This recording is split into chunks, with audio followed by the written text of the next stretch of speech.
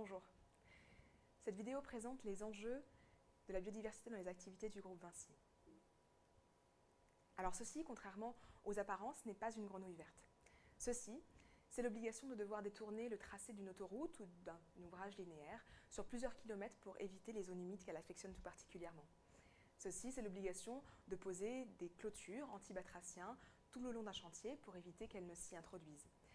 Ceci, c'est enfin l'obligation de compenser les hectares, ou en tout cas les zones qui ont été impactées par le chantier, par un projet, et de les reconstruire ailleurs, sur un endroit qui est également favorable, pour avoir une plus-value en termes de biodiversité et pouvoir reconstituer un milieu naturel qu'elle apprécie particulièrement. La biodiversité présente donc un certain nombre de contraintes juridiques, mais également un certain nombre de contraintes financières qui en découlent pour la mise en place de toutes ces mesures et pour leur suivi. On estime que sur certains projets, en conception, construction, concession, la prise en compte de la biodiversité et de la nature de manière générale représente entre 5 à 10% du coût total du projet. Et d'enjeux juridiques, techniques, financiers, elle représente également un enjeu de communication et de réputation. En effet, il n'y a rien de plus dommageable en termes de réputation environnementale pour une entreprise ou pour un chantier que la société civile s'y oppose pour des raisons réglementaires et pour des raisons de non-protection de la biodiversité. Alors qu'est-ce que cette biodiversité et quels sont les services au-delà des contraintes qu'elle peut nous apporter?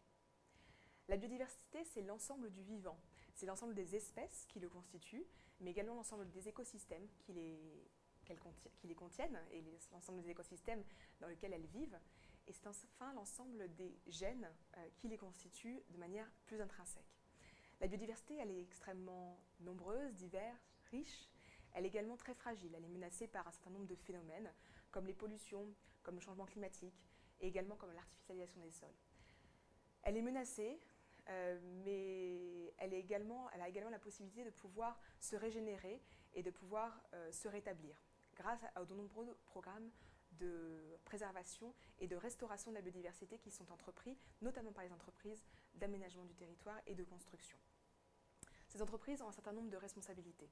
Vinci, comme toutes les entreprises, à travers ses activités d'extraction, de terrassement, de construction ou d'aménagement, a des impacts très forts sur la biodiversité et sur les milieux naturels.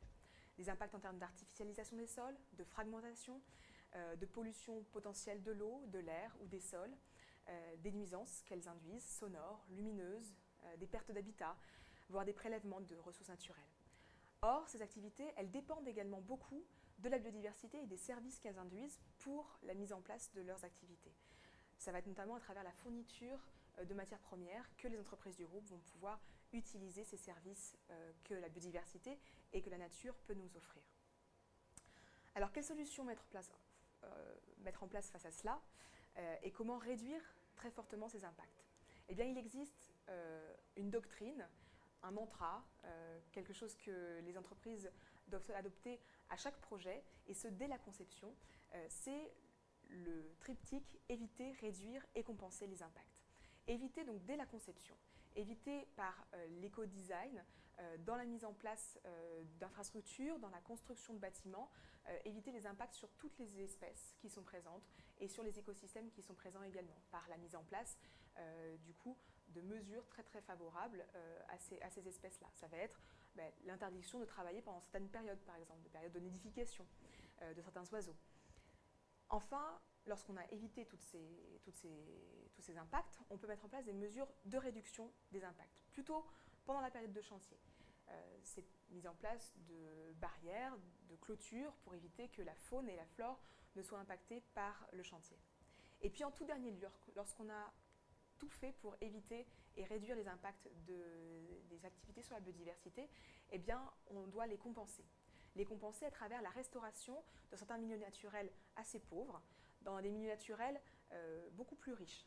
C'est-à-dire qu'on va transformer par exemple un champ de maïs avec des sols qui sont extrêmement appauvris du fait de leur exploitation en des zones humides par exemple, qui vont pouvoir accueillir tout un cortège d'espèces, à la fois de flore et de la faune, qui vont se retrouver sur cette zone humide et qui vont pouvoir la coloniser, là où auparavant il n'existait qu'une seule monoespèce de culture sur ce terrain.